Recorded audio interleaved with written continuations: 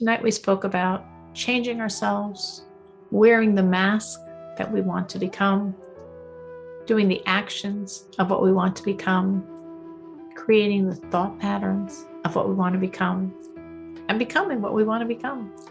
Hope you'll enjoy. Let's start with our blessing. Baruch atah Adonai Eloheinu melech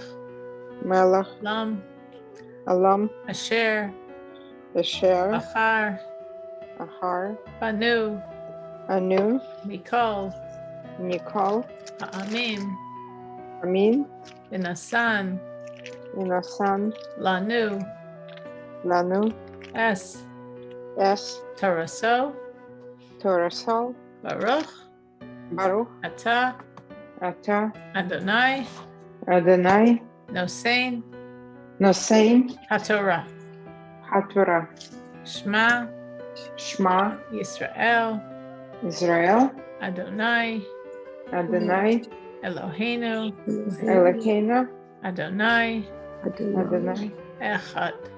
Echad. All right, so we are starting. Nice, everyone that was able to join. Whose iPhone? Somebody's. Miriam. I'm changing name. I don't know Okay. why it always shows. It's just either I see a face or I see a name. When I see an iPhone, I'm like, I don't know who that one is. All right, Yeah. Good, Miriam. I'm glad you could make it. All right, so we last week we began this discussion on utilizing the time that we're in now to work on our own inner change. And we explained that when the Jews left Egypt didn't automatically leave the Jews. We got out, but Egypt came with us. And that's why we were on, and I say we because we're all reincarnation of that generation. So we were on like the lowest possible level, what spiritually is called the 49th level of impurity. And the lowest is the 50th. And from the lowest, it's like you're sort of done. So we were about as low as you can get. And 49 days later, we got the Torah.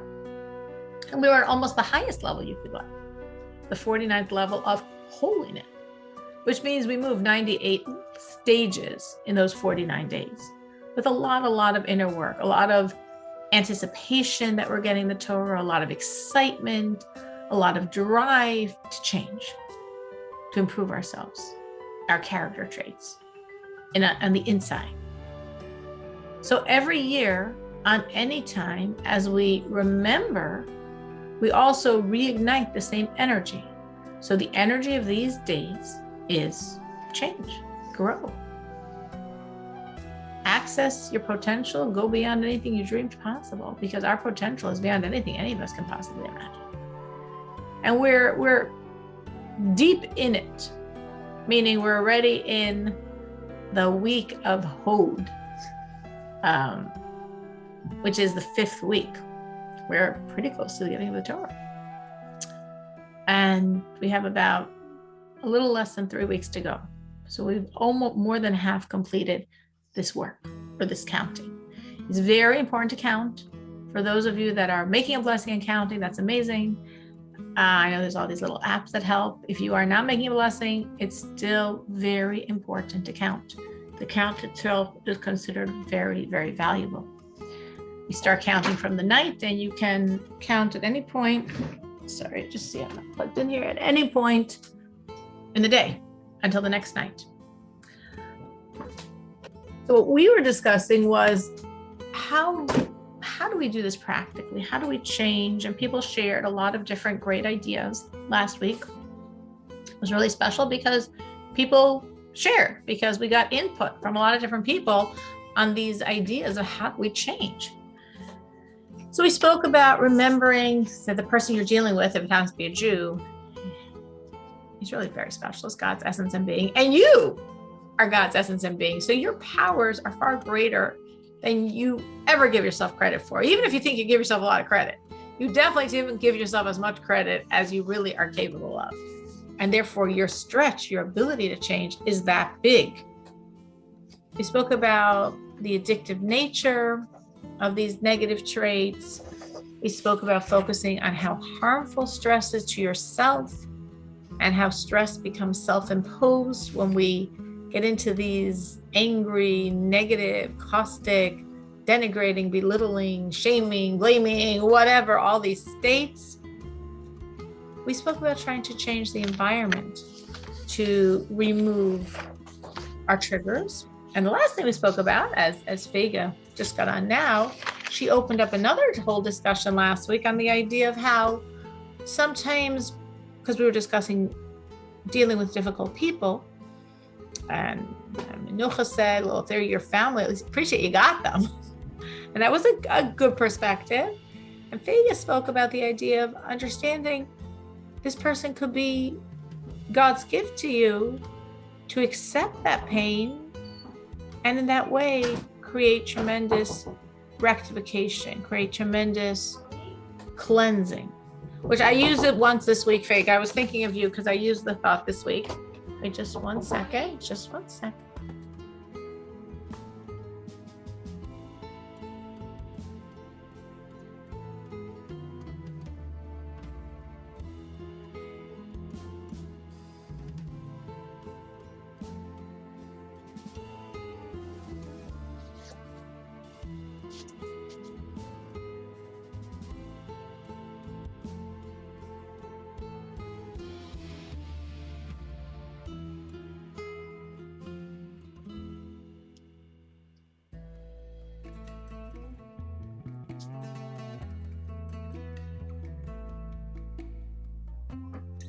I'm back.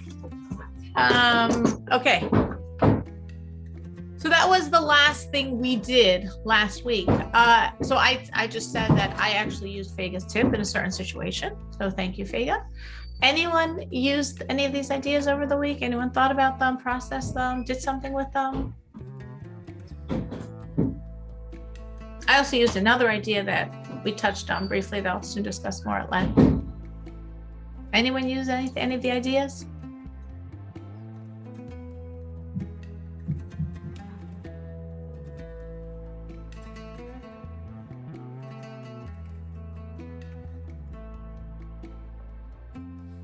We're doing this for practical purposes. Okay.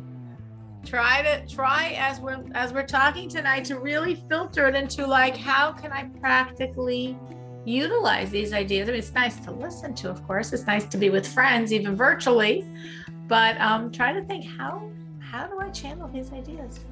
So what I wanted to discuss now, which I touched on last week and which I also use this in a certain situation, I tried to use this technique this week, is the idea we were saying, I quoted from the rabbis, after the actions create the inner reality. And we said that, you know, a lot of times in like modern psychology, we look at it almost exactly the opposite. That whatever your inner space and traumas and all the stuff from your past, that's creating your working reality. And there's truth to that. There's definitely truth to that.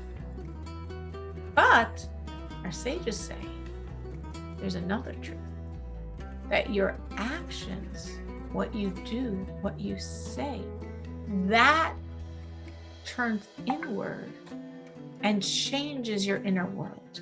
So your inner world definitely impacts your outer world, but your outer world can also heal and change your inner world. And that's a very powerful tool, because sometimes we can just get stuck on the inner world stuff, which is very hard to change and very difficult and requires a lot of effort and a lot of time. And sometimes we can just jump the other direction and change what we're doing and what we're saying and how we're interacting. And when we make those changes, it naturally trickles in, if we're consistent, and changes our inner world. So this is a very powerful tool, as I mentioned last week. And it's something that I've used personally and really have seen tremendous change from. Like, I'm vouching, it works. And I did over this week, in a certain situation, definitely thought about this and tried to do it. So I call it like the mask and the man. Because my vision is like, if you can envision someone with this beautiful mask on, and the mask is like firmly fixed to their face, and it's such a beautiful mask. And as they wear the mask and wear the mask and wear the mask becomes the man. The face of the mask becomes the face of the man.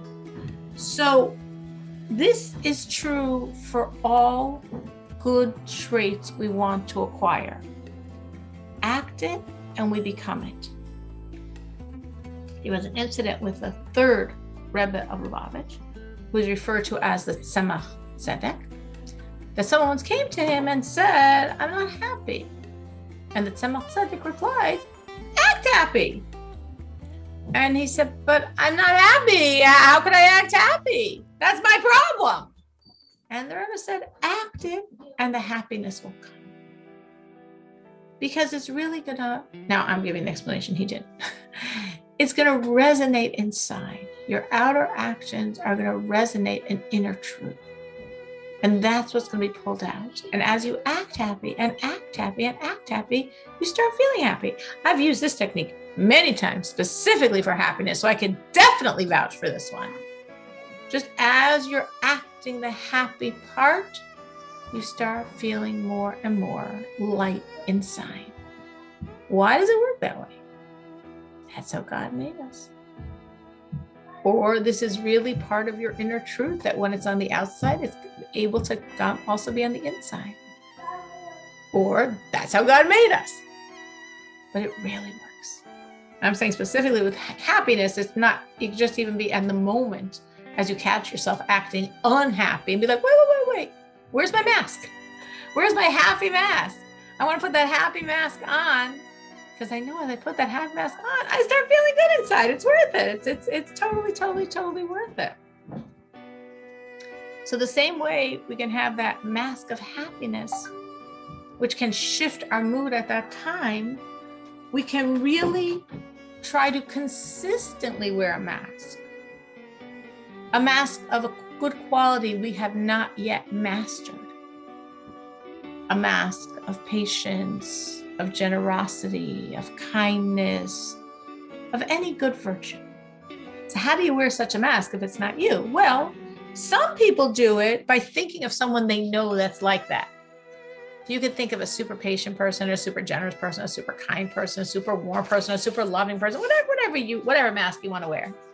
And just like think how this person, how he or she behaves. And that fashions the mask of what you demand from yourself. And that's a good technique that works for some people. For some people that doesn't work. And for some people what works is envisioning someone you care about watching you right now. Maybe your grandparents or your father or your mentor, your principal, a beloved teacher, your rabbi, someone watching you. And how you behave then, often when people are watching us, we behave better than we behave otherwise. It was actually a great rabbi, and before he passed away, he said to his students, I bless you that your fear of God should be like your fear of man. And they're like, what? This is the leader of the Jewish people is giving us such a shallow blessing. Our fear of God should be like our fear of man. And he said, what do you mean? If a man's watching you, you wouldn't sin. Well, God's always watching you. So obviously your fear of man is greater than your fear of God. So I'm blessing you that your fear of God should be like your fear of man. So it's true. We're people. And when people are watching, we're calmer with our children and more focused and more loving. Like we're better. So too with whatever mask you want to wear with that specific trait. Just like envision if so-and-so was watching me in this specific area, how I would act. And then keep wearing the mask. Keep thinking about that. Keep remembering. That's the hard part. The hard part is to remember. If you remember, you know how to do it. You will do it. You can all fashion a beautiful mask and keep wearing it, and the mask becomes you. But we forget. We forget we wanted to change. We forget we wanted to wear a mask. So that's the hard part, to remember it. Any tips on how to remember? If you've tried to change, I find for many people the hardest part of changing is remembering in the moment that they're really working on something. Anyone has any good tips on how they remember?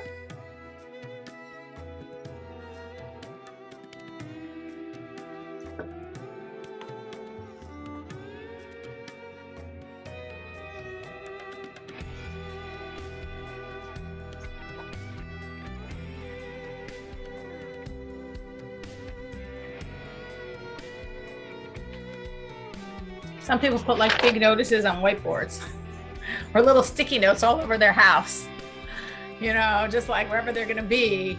Or like me, I have a piece of paper, so I write it on my paper. Of course, then I have to look at my paper, and then I have to read my paper, and then I have to remember to read my paper. But in some conscious, literally a physical way of remembering, some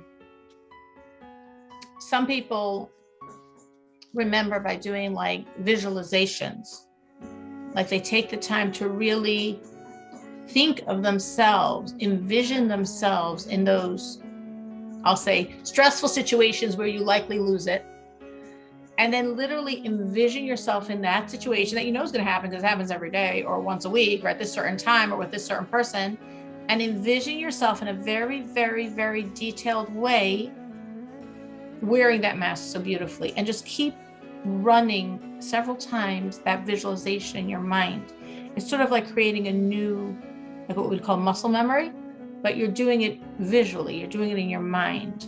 And as you think, when I meet this person, and you literally go detail by detail how you're going to act, or in this situation how you're going to act, or with this time of day how you're going to act, it just is like rehearsal. It's like practicing. Well, you say, no, I'm just thinking, but actually the thoughts really create a certain reality. So when you do it enough times, it's like, it helps you remember. I know someone told me that it's easier. I thought that was an interesting perspective. She said it's easier for her to remember as she minimalizes her environment. She said she finds that the more clutter, junk things in her life, the harder it is to remember. You just get like distracted. You lose focus.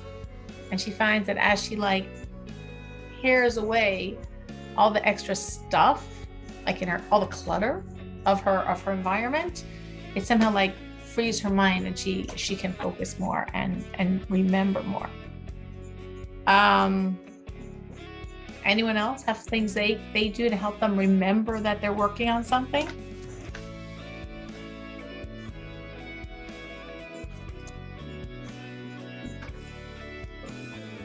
All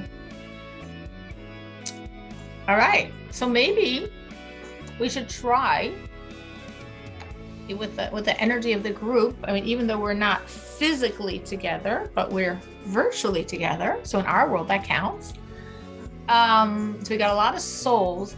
Whenever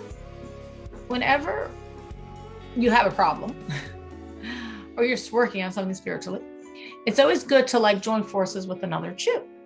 Because like my soul and your soul, they're on the same team. So they help each other. So you don't just have the power of your soul, you also have the power of my soul. And I also have the power of your soul. But our animal energies, our evil inclinations energies are completely self-centered. Mine is never going to bother with you, and yours is never going to bother with me. So we have a lot of godly souls here, and every animal soul is completely self-centered. So nobody's ganging up on us that way. So it might be a good time using all this group energy to think of a situation or with a character trait that you usually fail, that you usually lose it, that you usually do not succeed. Or maybe think of a recent example where you blew it. And try to make that commitment now that next time you will pass. Your mask will be firmly in place. Your acting will be superb. You will do a great job. Maybe try to think of something. Think of something you'd like to change. Think of some mask you'd like to fashion for yourself. And try to commit that for the next week you will do it. And in a week I'll ask you. So you'll want to say, yes, I did it. someone has an idea, they can raise their virtual hand of what they're going to work on. I'm not going to ask, but just to know if people like are able to think of something.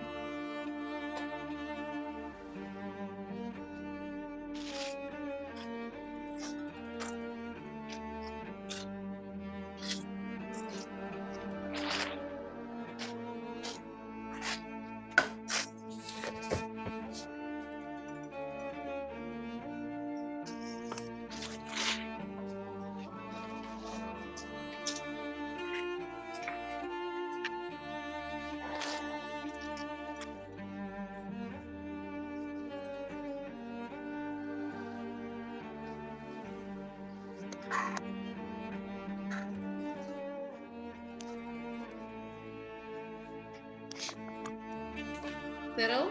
Yes.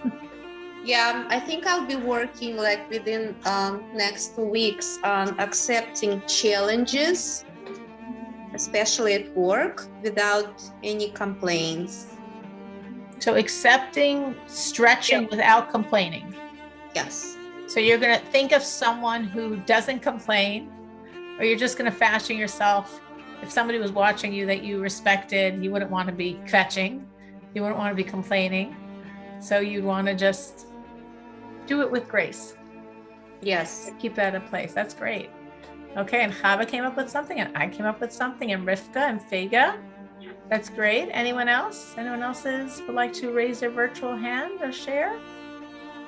That's pretty good. We got over half. So that's good.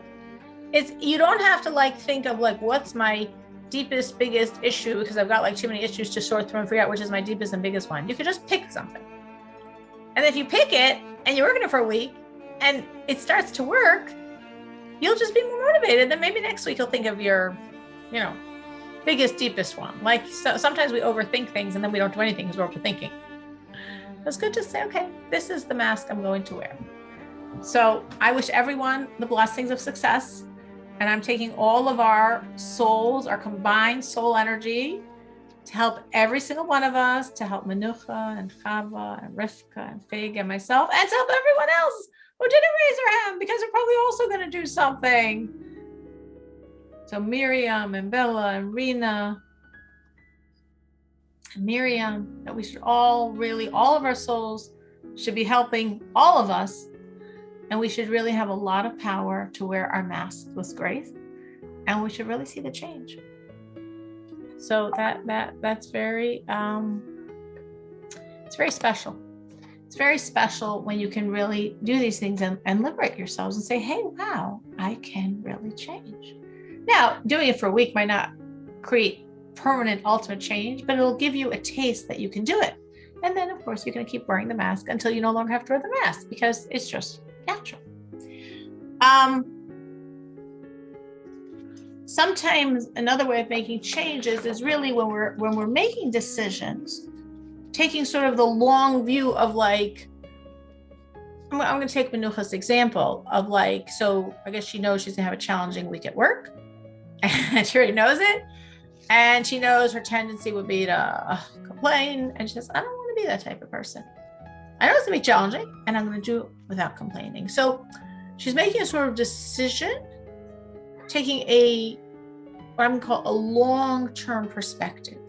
In other words, we often make impetuous decisions, meaning we just react. And we don't think of that long-term vision of self. But if my vision of self is a patient person, and I'm getting that into my decision-making, I'm going to think of things different. If my vision of self is an uncomplaining person, I'm going to make different decisions. If my vision of self is a happy person, I'm going to make different decisions.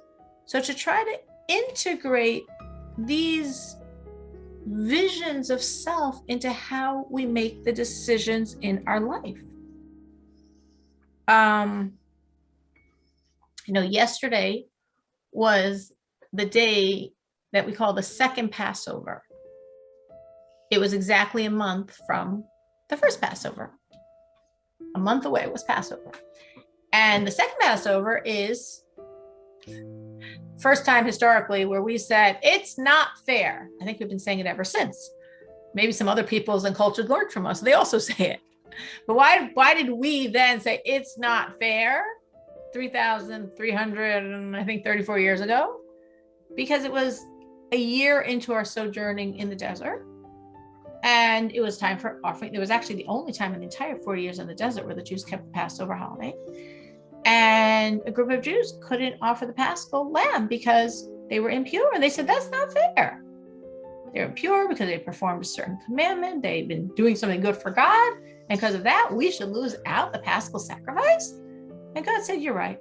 I'll give you another chance in a month, which was yesterday. And since then, that day has been the day of second chances. The day of it's never too late. So that was just yesterday's energy. So it's nice to remember that. It's embedded in our calendar. God's agreement. It's never too late. Always we can have a second chance. So you could say, if you're Menucha, but I've been complaining for 50 years. Or you could say it's never too late. But I've been impatient for 50 years. But I've been intolerant for 50 years. But I've been inflexible for 50 years. But I haven't been generous and loving for 50 years. Who cares? It's never too late. There's always another chance. There's always another opportunity. So sometimes we sort of think of ourselves as that's me. And we have to open ourselves up to say, I could change. I could be different. I think I maybe shared with you, there's a title, Professor Feuerstein, he writes books on Feuerstein approach, which works with Down syndrome and other such situations. And he wrote a book entitled, If You Love Me, Don't Accept Me As I Am. I think it's a great title. I never read the book, but I really like the title. If you love me, don't accept me as I am. And sometimes we sort of fall in that space. Well, if you love me, you're going to accept me as I am. So I'm self-centered. So I'm a little abrasive. So I get into bad moods. If you love me, this is me. Take me. Right? You love me. And they're saying, no. If you love me, don't accept me as I am. If you love me, no, I can change. We have to love ourselves and know we can change. Something else that I think is really helpful on a very, very practical basis in creating change is giving ourselves the messages, nowadays they probably call them the affirmations, of the vision of who we want to be, of what we're working toward. The most underlying message, I believe, I could be wrong, but the one that I think is most underlying message is self-control. Meaning whatever your vision is, you need the self-control to implement it. Once you've mastered it, maybe you don't need self-control because it's you. But until then, you really need self-control to implement it. You need self-control to implement it. Meaning, let's say you decided you're going to wear the mask of happiness. Well, what do you need self-control for? Just be happy. No, you need a lot of self-control to remember to be happy and to act happy when you don't feel happy. When life isn't treating you in a way that you would naturally think my response is happiness. My response is I'm upset, I'm stressed. We just lost 5 checks, a few $1,000s. Oh, happy? I'm supposed to be happy now? So you need self-control to say, and I'm still going to be happy, or patient, or generous, or kind, or tolerant, or non-judgmental, whatever it is. So self-control, I think, is often like a very underlying piece, and then we can fill in the details if we want to use that for. So why am I bringing this out? If you know that's your goal, you want to give yourself messages like all day long with that theme. Like, instead of saying, I'm not going to eat the cookie because I don't want to gain weight, or because I know it's going to create, I'm going to be exhausted if I do. You say to yourself, you still don't eat the cookie. You say to yourself, I'm not going to eat the cookie because I have self-control.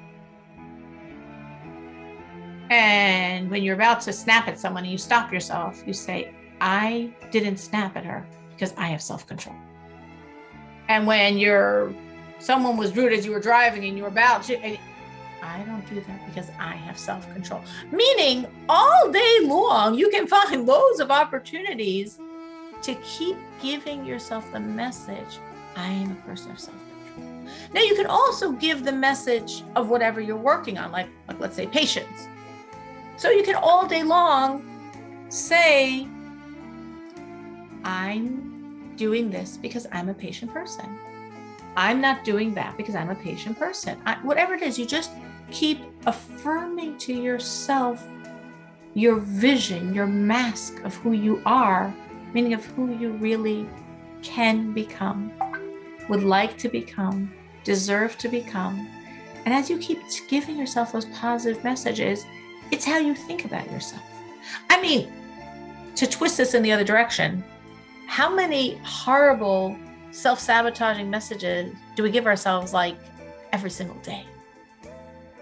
How many times do you say to yourself, I can't handle this? Or do you think, I can't handle this? I'm losing it. I have no patience for this. So each time you think any of those, and of course, fill in the blanks, you all know the negative ones you throw in your own brain. Each time you fill your mind with that negativity, it creeps in a little more to your psyche. Truly, I can't handle it. Truly, I don't have the ability to control myself here. Truly, I'm a person that loses it. So we do that naturally. What I'm saying is, let's turn it around and use this exact same skill to help us instead of to hurt us. And consciously work on giving myself those very strong, positive messages. At the least, what you can do is, every time a negative one pops on its own into your brain, say, I don't do that, and twist it. Like, if it pops into your brain, I can't handle this, twist it. I can handle this. I am being so triggered. I am so in control of the situation. I don't like this at all. I don't like this, and I can handle it. Just be aware that the messages we feed ourselves are so powerfully affecting us.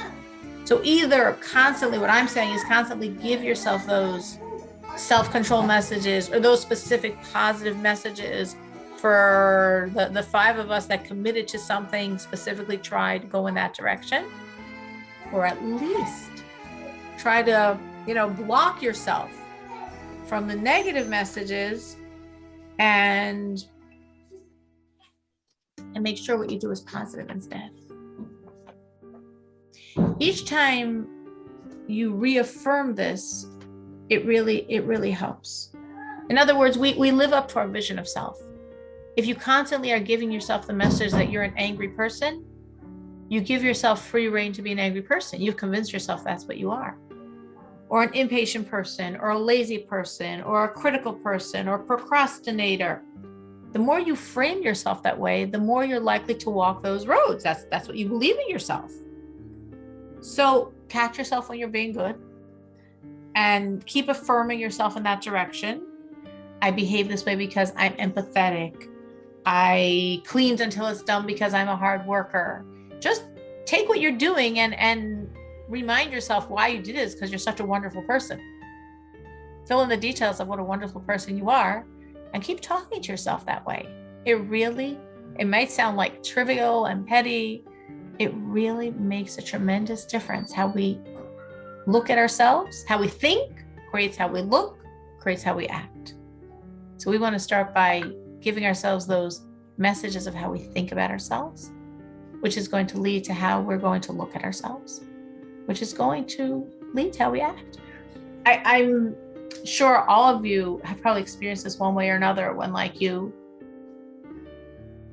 maybe someone gave you a compliment about something and then you were like, yeah, and then you did something different because of it. Anyone can think of a time when something like that happened to them? Like someone said, oh my gosh, you're so patient with your kids. And then afterwards you were more patient because like, oh yeah, that's right, I'm patient. Or wow, you're such a hard worker. You keep this place so clean. And like for a while later, you're like, I keep the place clean.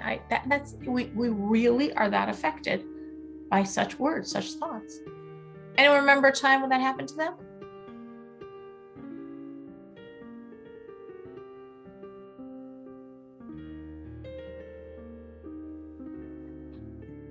I can remember, it's happened many, many times. I remember one time when it happened to me, I was in a therapy session with Beryl, Dope Bear.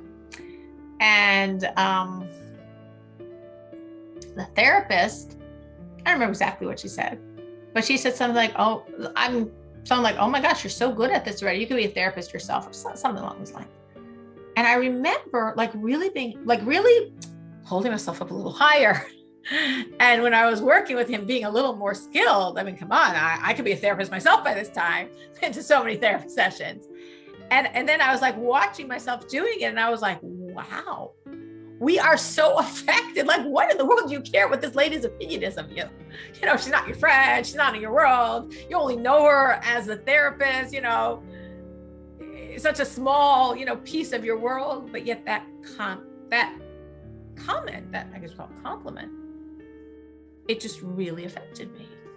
And it really made me look at myself that way and therefore live up to it.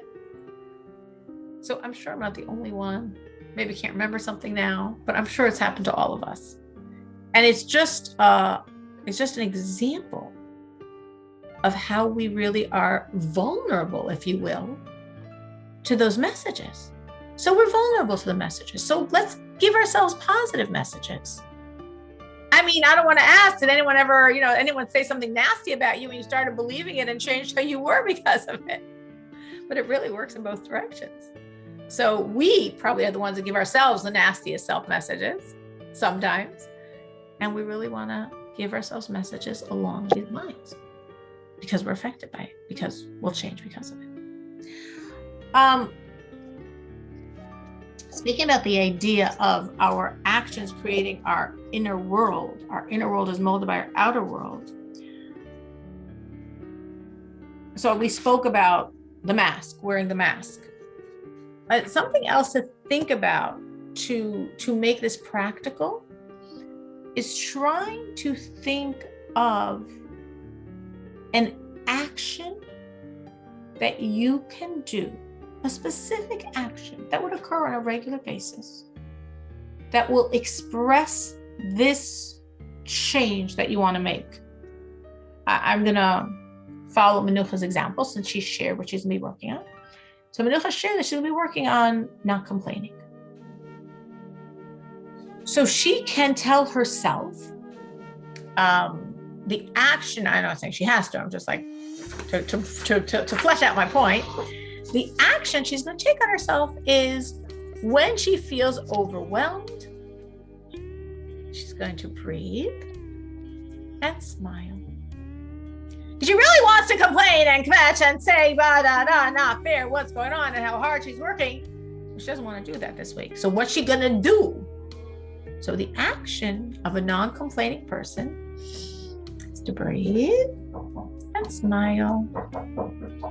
And that's how she's going to walk that walk. That's an action. If you decided that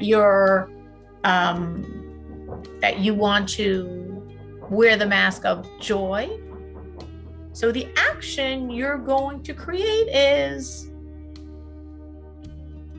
I'm going to walk with energy. I'm not going to let myself schlep.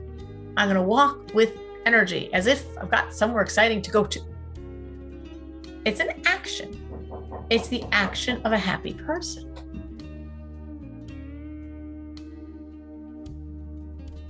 If you're decided you were taking on yourself patience, so you might say, well, the action I'm going to do is, or let's say specifically, think of a specific situation, patience with. So let's say you say patience with my spouse.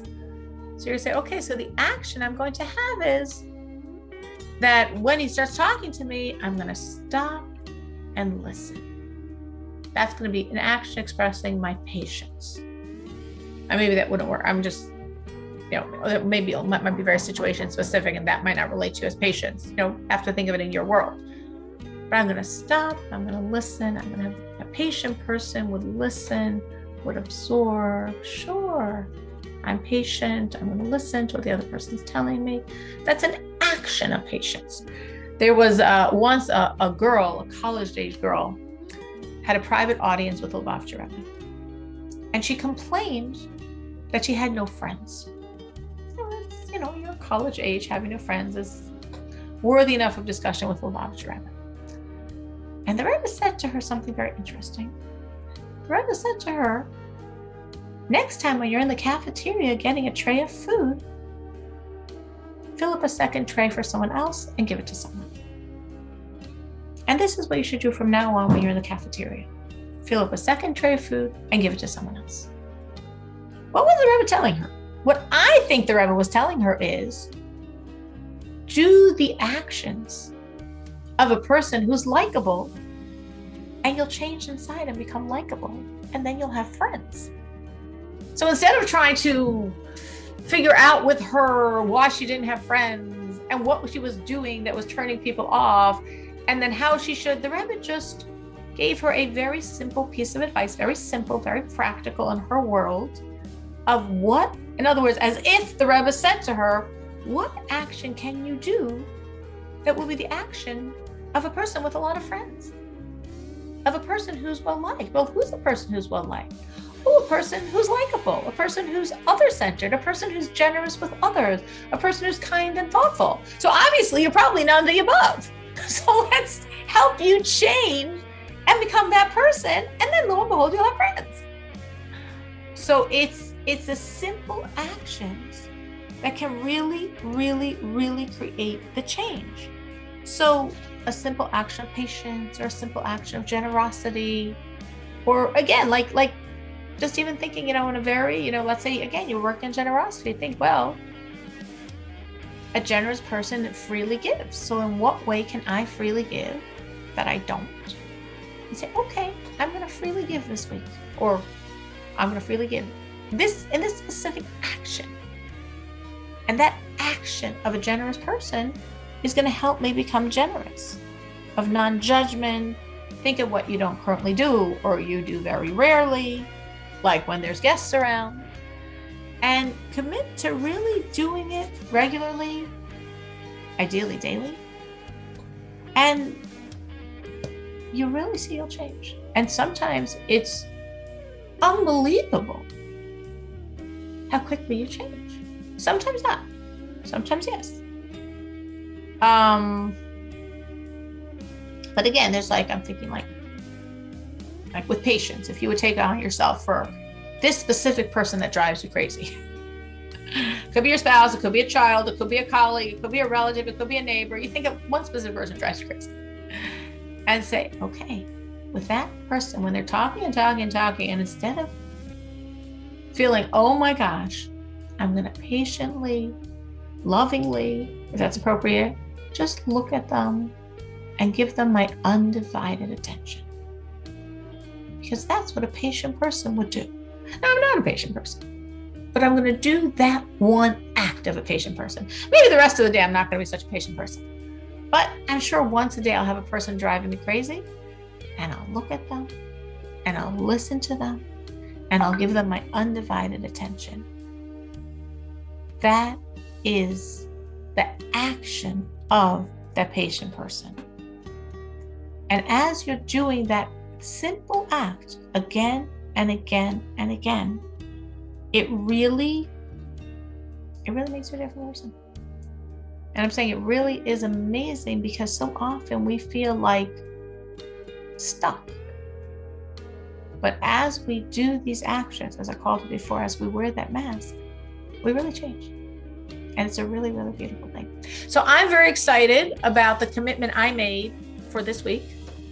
I hope I'll be able to share with you a great success story next week. I hope other people will also share great success stories, both the people that already figured out what they're going to do, and the people that didn't, but they'll think of something as well. And try the mask, try envisioning a person like this, try thinking your grandmother's watching you, try creating one action that a person like this would do that comes up regularly, and do it. Just that one action, the rest of the action's not. Giving yourself those messages in your mind. I am a patient person, that's why I did this. I am a kind person, that's why I did this. I'm a tolerant person. I'm a person with self-control.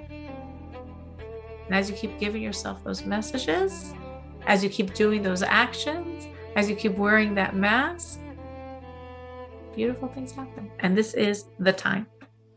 All right. So in our little remaining minutes, we are going to be looking at something of Shabbos.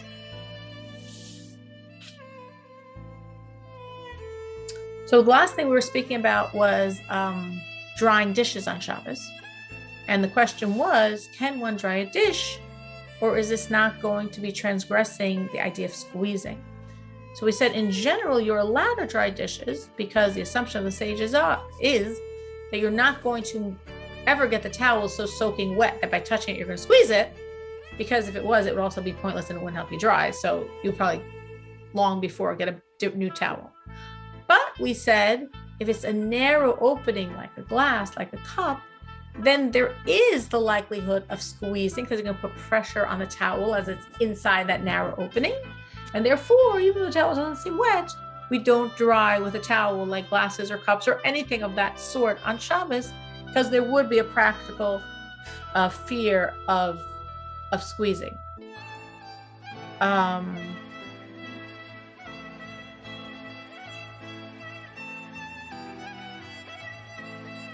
So along these lines, it might not seem to along these lines, but in the same category would be picking open a wound on Shabbos.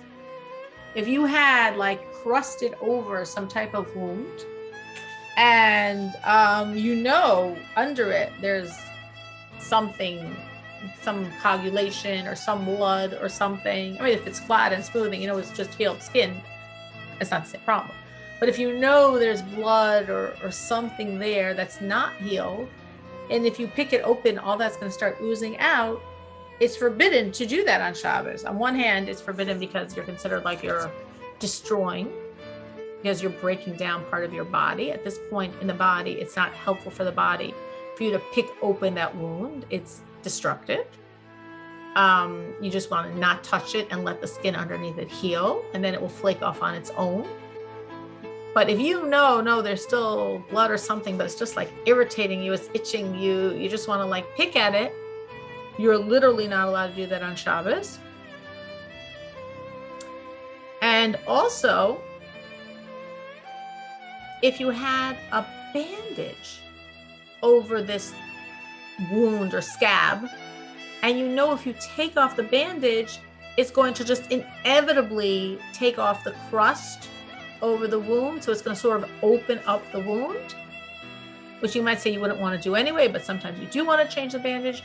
But in any case, you're not allowed to change the bandage on Shabbos if you know that taking off the old dressing is going to cause the scab to come apart, and underneath it's still not healed, the flesh. And that would also be something that is forbidden on Shabbos.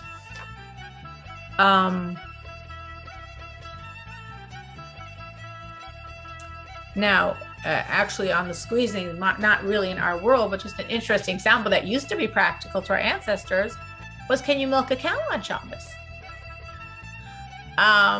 Where, of course, to milk the cow, you are squeezing the udder of the cow to pull out this milk. So you would say, no, you can't. But the question is, what if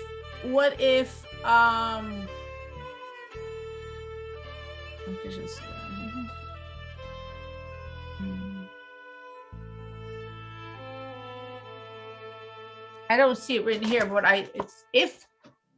what if that the cow is just in pain and needs to be milked? So I don't see that it said it here, but what I remember the law was that you can milk it then, not you can milk it because at that moment, the pain of the animal is overriding your inability, but to not collect that milk. Like you can't benefit from it, but to not collect it.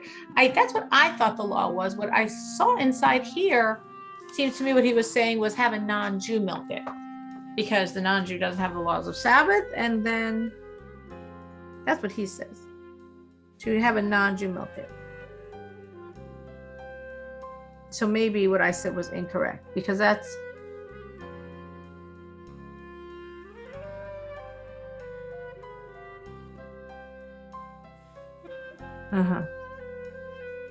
that he doesn't give what I said. So maybe what I said was incorrect, and he gives have a non-Jew milk it.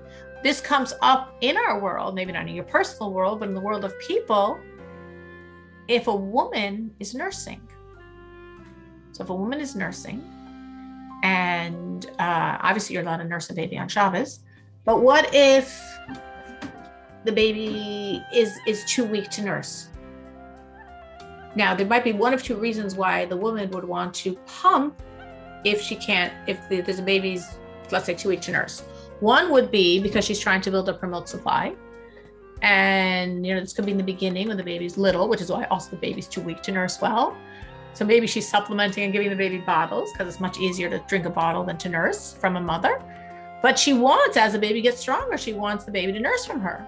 So therefore, she regularly pumps to build up a milk supply to produce milk. So when the baby's ready, she'll be able to nurse properly. What does she do on Shabbos?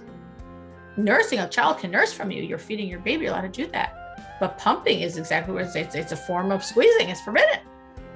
Or for that matter, let's say a woman's engorged. She's nursing her baby. The baby does wonderful, but she's producing more milk than the baby's going to drink. This is, again, wouldn't happen probably later, but in the first few months of being a young mother, this is a very, very classical, typical situation. What do? You're engorged. And normally, you'll pump to gain some relief, but you can't. It's Shabbos. So generally, the answer is, exactly as I said before, that you're allowed to pump if the milk is not going into anything. Like if you would pump and just let it roll down your body, so there wouldn't be any collecting of that liquid. Or what some people do, again, I don't know, I never was in the situation to ask a rabbi, but what some people do is they don't want to do that. It's just too messy. So they would pump into something, into a bottle, but they would put in the bottle first soap or something like that, so that the liquid by definition is meaningless. It's something you're gonna have to throw out. It got destroyed. So again, if you were in that specific situation, or someone was, you could ask a rabbi for the exact details, but the concept being regular pumping is squeezing. You're not allowed to do that. But you're in a situation where you need to build up your milk or to help you with being engorged. So what ways can one do it that one wouldn't violate the laws of squeezing, which in essence, the answer is do something that there's no benefit from the milk. Any questions on that or anything else in terms of the laws of Shabbos? Okay, we all have homework. I want to hear next week, all of us did our homework and we all did a star job. You can report if you didn't do a star job, but hopefully we're all going to do a great, great, great job. Thank you so much for joining.